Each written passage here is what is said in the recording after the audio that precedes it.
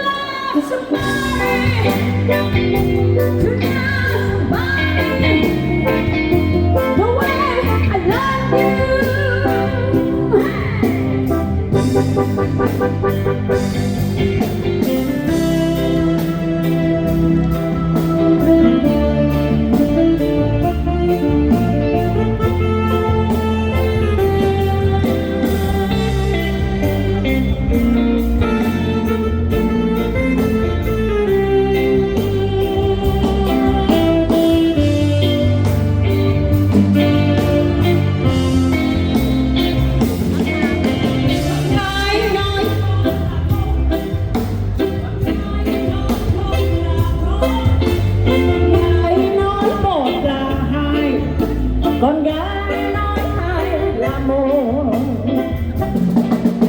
con gái nói ghét là thương, con gái nói thương là ghét đó, con gái nói giận là giận yêu, con gái còn yêu là còn đời.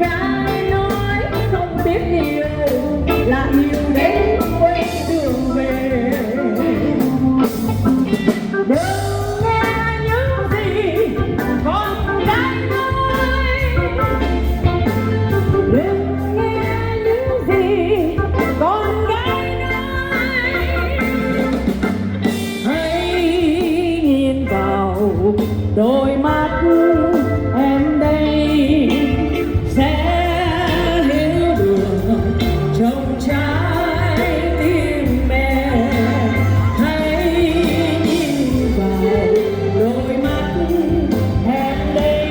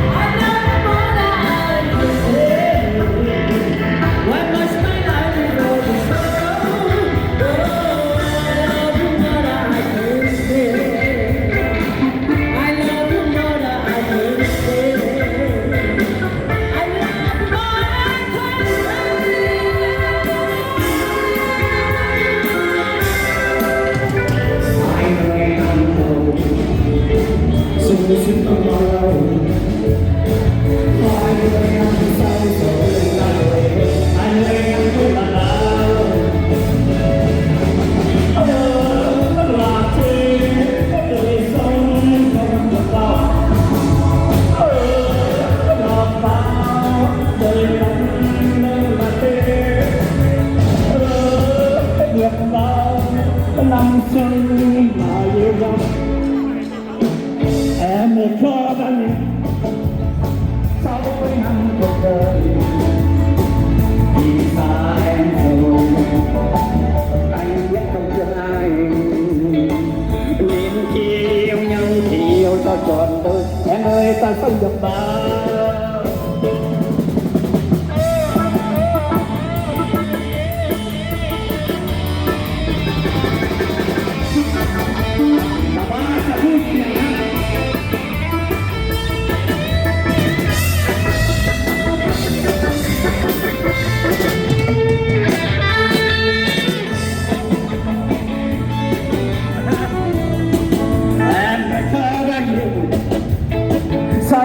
năm cuộc đời hai mươi năm đầu sung sướng còn bao lâu 20 năm sau sầu thương ta bồi hồi 20 năm cuối là bao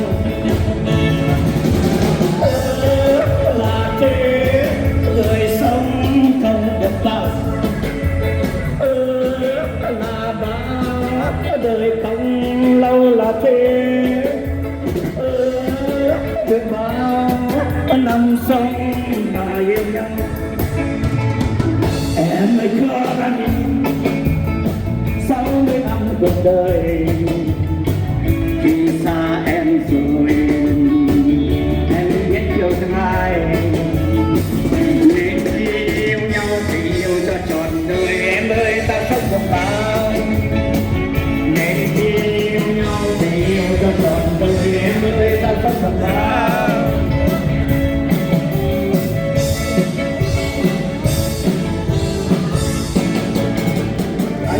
tôi nụ cười người ơi hãy cho tôi một giây phút thôi để tôi thấy đời đang sống em ơi có hay không nhắn cho tôi nụ cười là lời nói với tôi rằng em rất vui để tôi thấy đời đang sống em ơi có hay không em cho tôi bao nhiêu lời cay đắng em cho tôi bao việc lắm đầu em cho tôi mê em cho tôi say em cho tôi quên muôn kiếp cuộc đời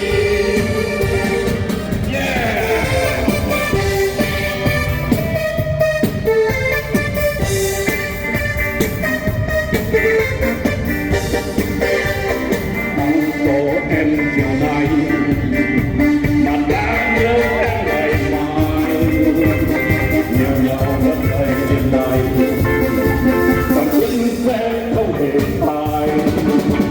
yêu em anh sẽ yêu em dù mai đây thì có chết yêu em anh mãi yêu em dù có cách xa một đời sẽ hơn bao giờ hết anh nhớ em từ sẽ hơn bao giờ hết anh không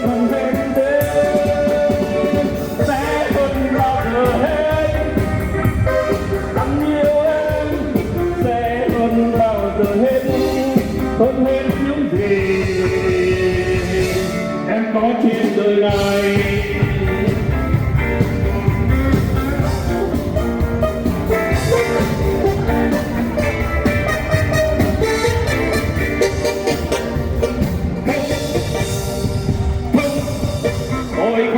tôi không còn yêu em nữa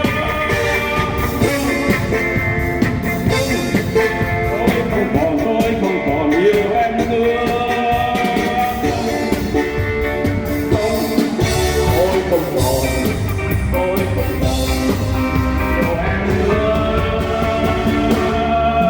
em ơi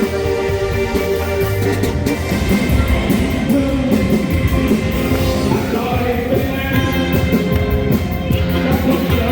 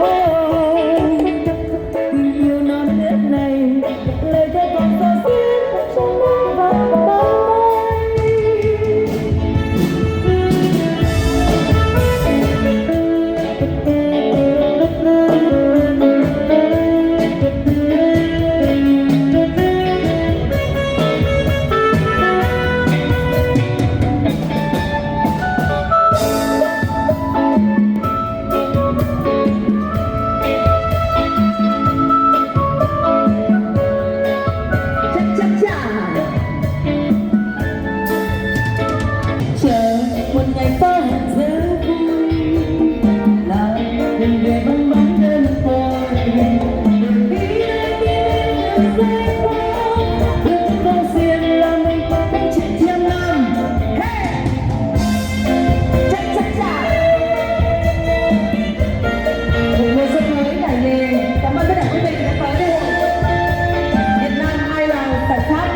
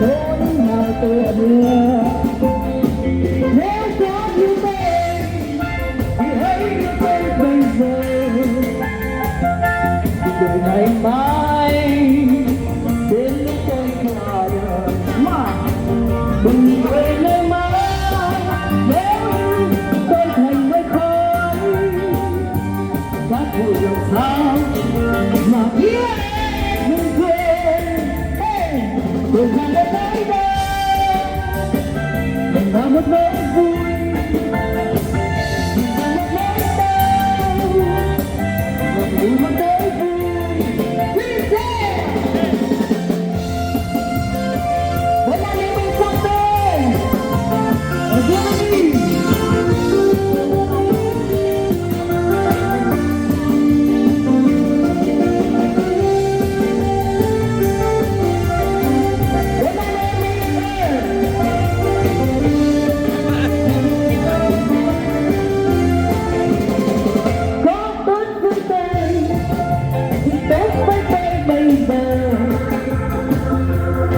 ngày mai đến lúc tôi xa người đừng về ngày mai nếu như tôi rời ra đi không biết làm sao nói lời ta ơi nếu có bao dung thì hãy bao dung bây giờ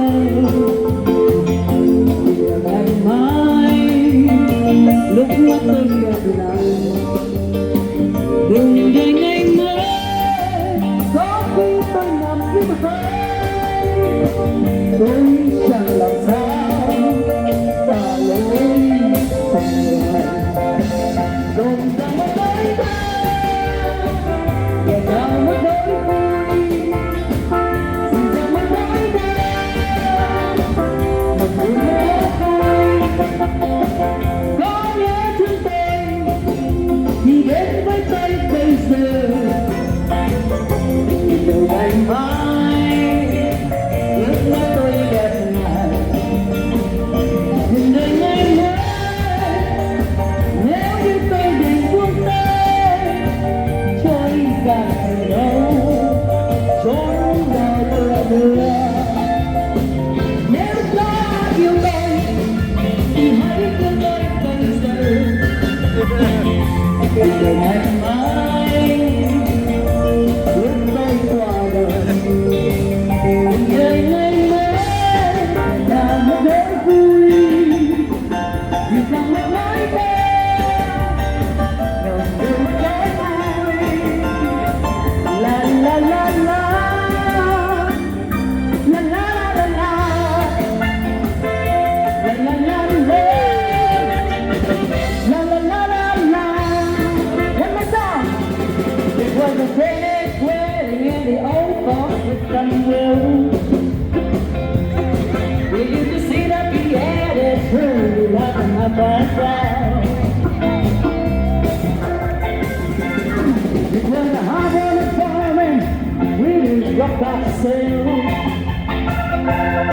The cooler radio was trying to keep it baby, need a new girl.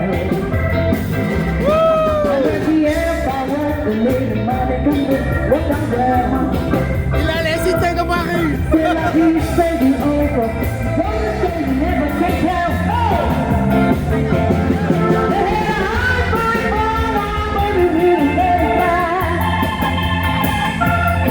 700 later we come, it was like a man's day. And when the sun went down, the way to tender up the music fell. C'est la vie, c'est du over. It's gonna show you never can tell. You think? When I never